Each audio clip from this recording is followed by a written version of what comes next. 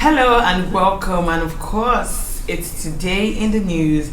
My name is Precious Chukudi, and I have with me my co-host. I like what you're wearing. Look at the colors, very bright. Should I say you're just trying to flatter me? I'm not flattering you now. Maybe I'll be the next.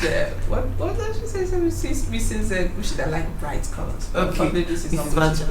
Okay, this is Versace. Yeah, unfortunately, this is not Versace. All right, it's good to have you in this morning. But then let's look forward to what we have in the papers. Okay. And we have Vanguard. Starting off with Vanguard, we have main headline: Fuel, electricity, NLC draws battle line with federal government. The riders issues 11-day ultimatum, gives government till September 28 to reverse hikes, says cost of electricity more than minimum wage in some places. NLC's CWC resolved to issue ultimatum. Waba. Lagos police arrest, release 50 protesters, including Vanguard's photojournalist. TUC ultimatum misplaced, says Ngige. And COVID-19 update, we have Lagos records 27 new infections as confirmed cases rise to 56,604. On the stories above, we have Nigeria divided before Buhari, says Presidency. You can see that story on page 7 and on page 11. ONDO scores injured, vehicles burnt as thugs attack Akeredolu, Jegede's convoys. On page 8, fuel crisis loom in FCT North as PTD orders tanker drivers to halt product lifting. On page 7, FEC okays a new anti-corruption agency. On stories beneath, we have Edo, 3 policemen to man each of 2,627 polling booths. Police to withdraw orderlies from VIPs. Inter-agency committee control room setup. You can see that story on page 9. And on page 8, Nigeria most prosperous black nation in the world, says Buhari. On page 7, NNPC says to revive refineries. On page 11, US reviews ban on migrant visas as of Nigeria meets a 90% requirement. On page 8, federal government will ensure Nigeria's traders in Ghana get justice, says Osibajo. You can see that story on page 8. Still on page 7, killings, kidnappings, read riots act to headsmen, Akeredolu tells Buhari. And also there's a photo story of Walter Smith Modular Refinery. And that's all we have on the front page of the Vanguard.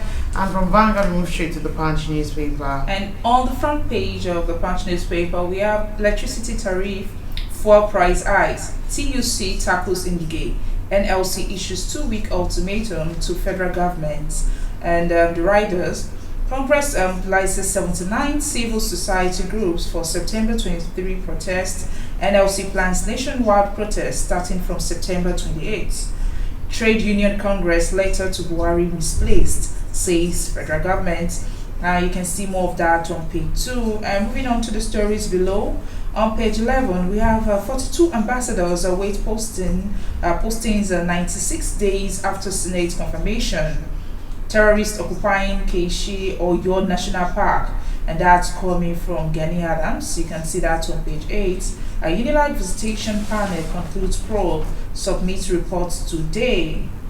Still on page 8, US reviews visa ban as federal government meets 90% requirement. Police arrest 6 Ogun herdsmen for abducting policewoman and a CDC official. You can see that on pages 4 and 5. On page 12, ONDO APC, PDP supporters clash. Jegede alerts assassination. And above the nameplates on page 25, we have CBN demands details of 12 top Nigerian businessmen, others domiciliary accounts, Adibu to family members, Bet Niger co-founder, and foreign nationals on the list. And lastly, on the front page of the Patch newspaper, we have Edos decides 2020 NLC Danjuma others reaffirm support for Obaseki, take bribe, be sacked, NSCDC tells poll personnel. And that's all on Punch. And from there, we'll move straight to the Nation.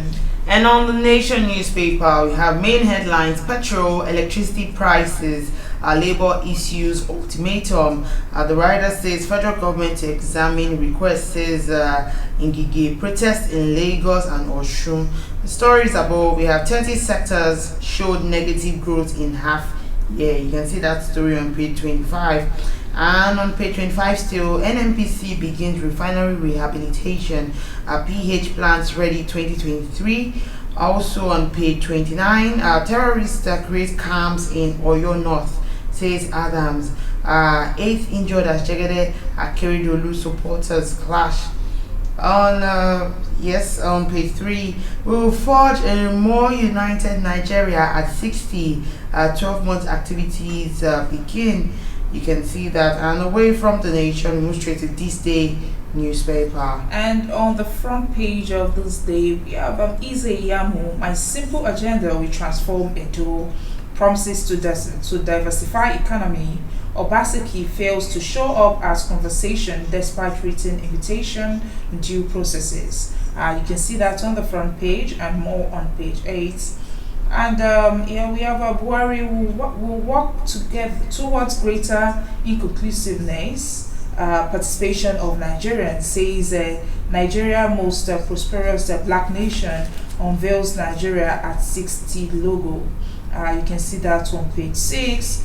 And above we have CBN gold stop probes gaming companies alleged FX infraction. And lastly, on the front page of This Day, we have NNPC saves $5.4 billion in court cases, wins African Arbitration Award. And you can see more of that on page 6. And that's what we have for you on the front pages of the papers this morning. Do well to keep your comments coming clean on the comment section, because we would like to take some comments today. We're also saying hello to everyone who has tuned in. I remember that you can equally like, share and subscribe on all our social media platforms showing on your screen as we go on a short break, and we'll be joined in during the newspaper analysis segment. Yes, we'll be right back.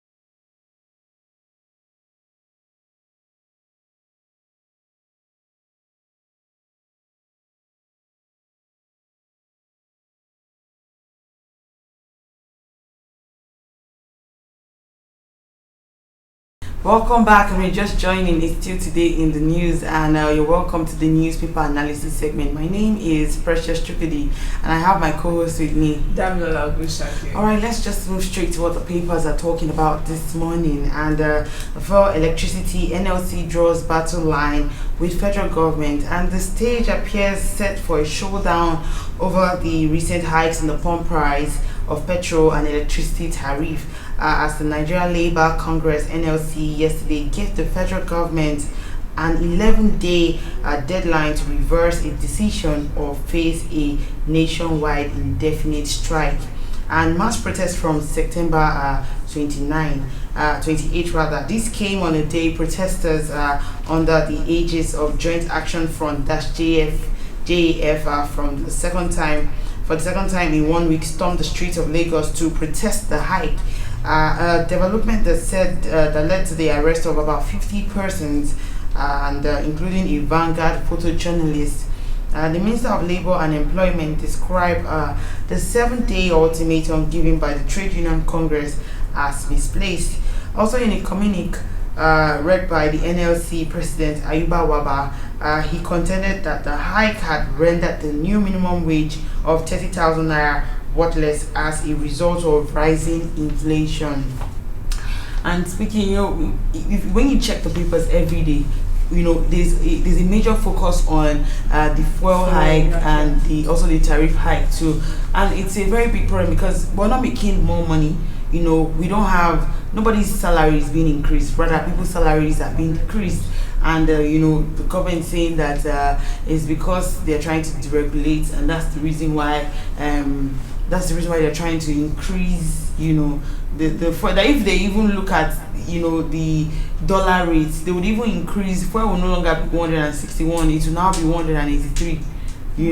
And all these things boils down to the fact that we're saying, Nigerians are saying that they don't have money to fund this lifestyle, because now it's a big lifestyle for us, having to buy more. For this morning I was coming and I saw in one of the these small houses around my area, they were already quarreling because of the electricity how to pay for fee.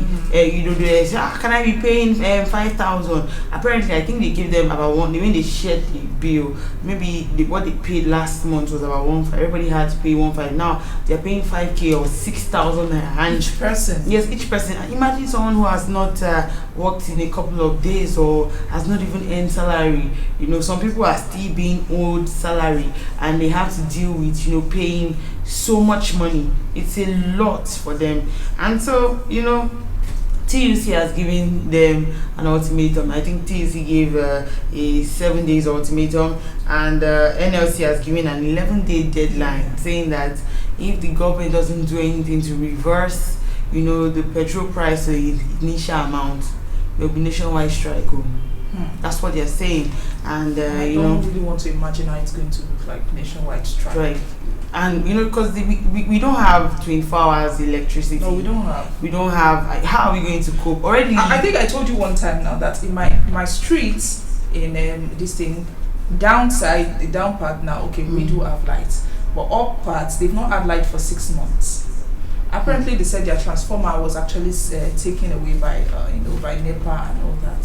So imagine those kind of, and it said they are paying for NEPA fee always every month without having light for 6 months.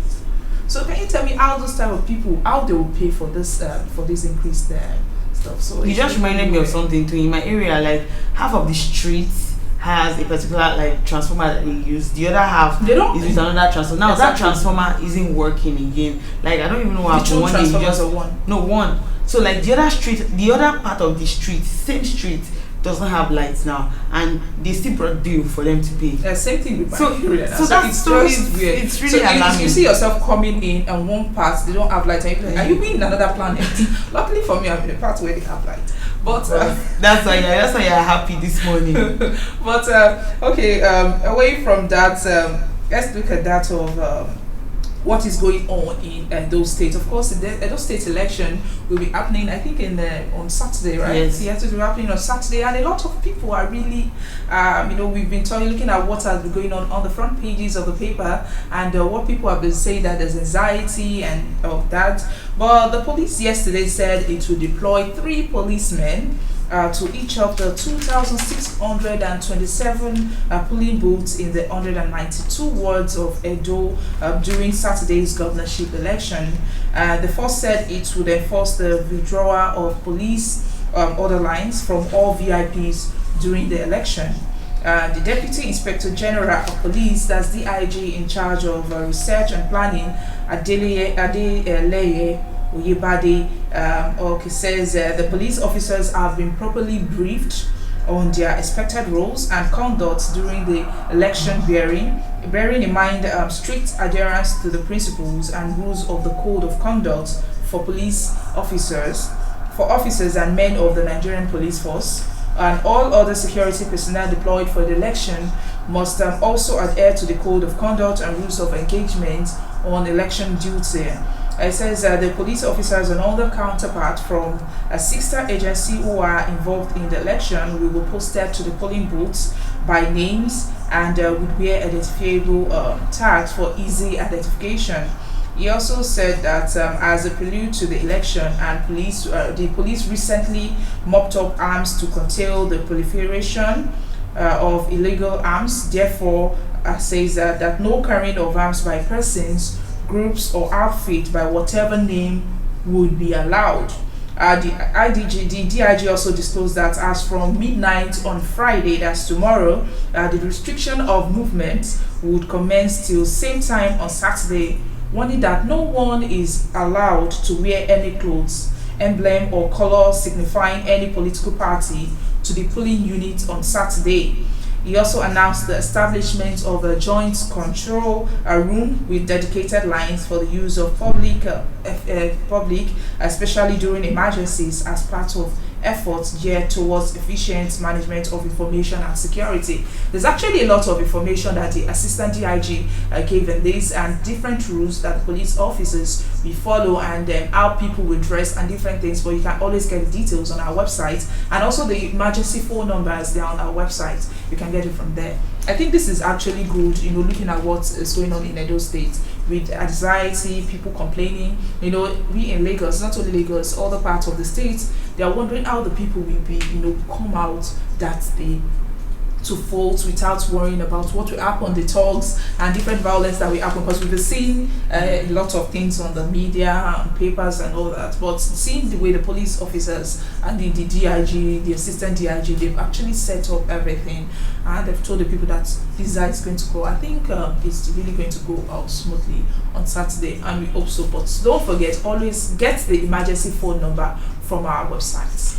All right, still speaking about elections, Ondo State election too is coming up, but then talks attack Akeredolu and Jegede's convoys, and less than 23 days to the governorship elections in Ondo State.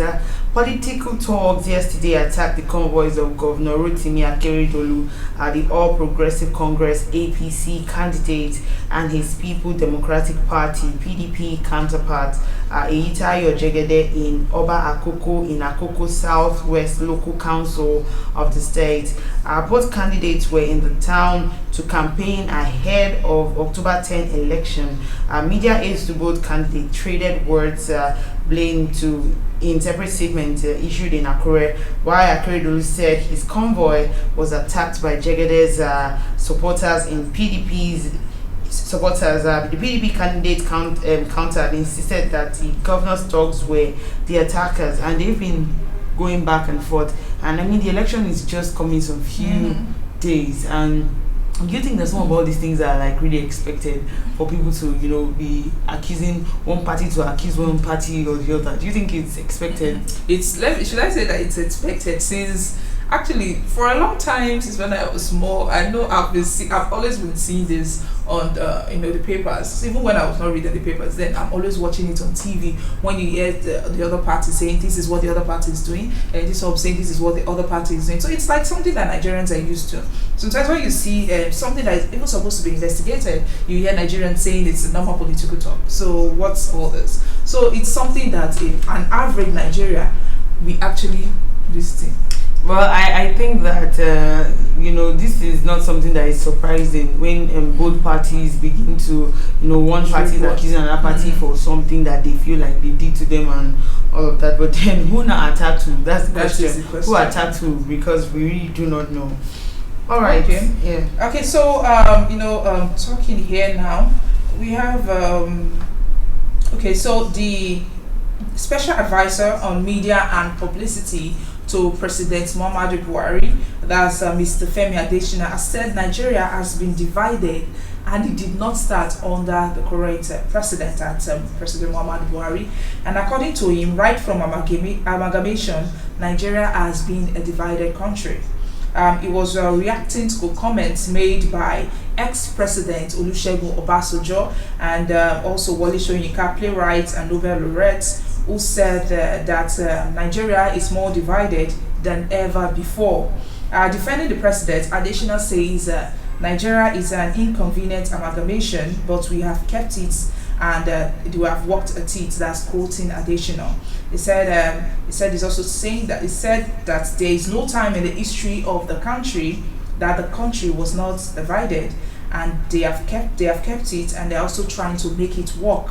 I said as at 2015, when President Muhammadu Buhari came in, Nigeria was terribly divided along ethnic, religion, and political lines, divided along language, divided hopelessly and terribly. He said the current administration has been making efforts to unite the country, accused some people of playing politics with everything. That is the division that President Muhammadu Buhari has been working on. He said, but as you see, the number of people, instead of letting harmony return to the country, thrive and luxuriate in widening the gap between Nigerians. He said they play politics with everything, and all effort to unite Nigeria and Nigerians never worked. He said when Nigerians come to a decision point that they want to live together, that they can't, they wish no anybody wishes anybody away. It does not wish anybody away, that they will be working towards being a nation. Let me quote him there. He says, when Nigeria come to a decision point, we must live together. We can't wish anybody away. Then we will be working towards being a nation. That is what it's saying in reaction to what the ex-president is saying. That's what Sheikh Obasanjo just saying Nigeria, it was just divided under this government. And he is saying that it has been divided long ago. But I mean, all those things we are really seeing. The main thing is that what Nigerians are really interested in now is just putting a solution to what is going on. Yeah, true. That is very, very important. Putting a solution to what is going on, because every day people read different things on the a lot of issues going on. We have a lot of issues going on, and we all see this. Now you don't even know what to read. You don't know what to focus on. You don't know what to listen to. Sometimes yesterday I think I was watching. Someone was watching the news, and I was beside the person. I just saw the person's reaction. Oh my god! And this is someone that likes watching news on normal day. Please change the channel. I'm just tired of listening to what is going on right now. So what people really want now is the solution, not us trying to dig out when the problem started or how it started. Still speaking about what the president said, he says Nigeria most prosperous black nation in the world, and President Muhammad Buhari said that Nigeria remains the most prosperous black nation in the world. Speaking during the unveiling of the theme and logo for the country's 60th independent anniversary in Abuja, Buhari said the anniversary calls for celebration because it showed the unity of Nigerians over the years despite their differences. He said celebrating 60 years of independence really calls for pomp, but the global COVID-19 pandemic, which has forced all nations of the world to think and act differently, has also fostered on us the imperative of a low-key celebration. And Nigeria is going to be 60 this year in October 1st. And 60 years, actually calls for celebration, but then big celebration. We're going through COVID-19, and how are we even going to celebrate when increasing fuel is still there, and electricity tariff, insecurity, people can't kidnapping. There's a lot of things to worry about, and we hope that these things will have a lasting solution soon and very soon, because it's really very important. Okay, I think that's all we have. Talking about kidnapping. So police arrested 6 Ogun herdsmen for abducting policewoman, NSCDC official. So the Assistant Inspector General of Police, Zone 2 Command, Ahmed, on Wednesday paraded 6 suspected herdsmen allegedly responsible for multiple kidnapping and killing of yet to be identified driver during an attempt to abduct a police inspector on the Ayetoro Abeokuta Expressway in the Yewa area of Ogun State. And according to Assistant Inspector General of Police, the driver was conveying a woman when he suddenly realized that an ambush had been laid by herdsmen. But while attempting to escape, one of the suspects shot him dead. So therefore, the other female occupant of the vehicle was kidnapped alongside the female inspector, taken into a forest for 3 days before they were released after the payment of ransom by their relatives. The Assistant Inspector General of Police identified the suspects as Adamu Saliu, that's 25, Ibrahim Mohammed, 23, Abubakar Sadiq, 24, Tambai Mohammed, 25, Adamu Sulaiman, and Akoni Musa, 38, said they will be charged. So apparently these these people that have been caught now is really showing that they are working to help with this. But looking at this, what is really going on, it's really alarming, and we're talking about the 60th birthday of Nigeria. It's really, really terrible, but thank God they are still working on it and looking at how they will be charged. Alright, I think that's all we have this morning, but then let's look at what Mr. and Mrs. is saying. And Mrs. is talking now. It says, I hope you enjoy the apples, dear. By the way, I need 200,000 naira urgently. And then Mr. replies and says, oh my god, How did I fall for this apple tree? How could I have forgotten the story of Adam and Eve? Just like that. Now see what's happening to me. Well, talk about women always know when to ask for what they want. Oh my God. It's what it is. When the woman is being too nice, not that she's about to ask you for money. Turn out for at the end of the day. Apple of how much, and we have to go with 200,000 naira for that apple. No, but I love. But we know that we really need to be appreciated. Seriously, No, when it of comes course to smartness, that's why men come to us. You Of understand? course, When we always they know need what that to idea, do. they know. How did you come up with? Okay, I need to give my husband an apple, and then we give you 200,000 naira. Man, that is good. Seriously, I think next time I'll just go and do it to maybe my dad. So that's okay. Daddy, just take. And after that, you just ask for that little money that you just need. Expect him to bring it out. It's actually nice for you to be nice sometimes. So you're taking Mrs. Strategy. No, I'm not really taking a strategy. I'm trying to work It's into not what like trying. You're either taking a strategy. No, or not. I won't take it. All right, so that's all we have for you this morning. You can remember to like, share, and subscribe on all our social media platforms showing on your screen, as well as go on our website www.vanguardngl.com to find out more of our top stories trending by the very minute. Till we come your way next time, of course, I remain Precious Chukudi, and I have my co-host with me, Damlola Obishaki. Thank you for watching. Have a lovely day.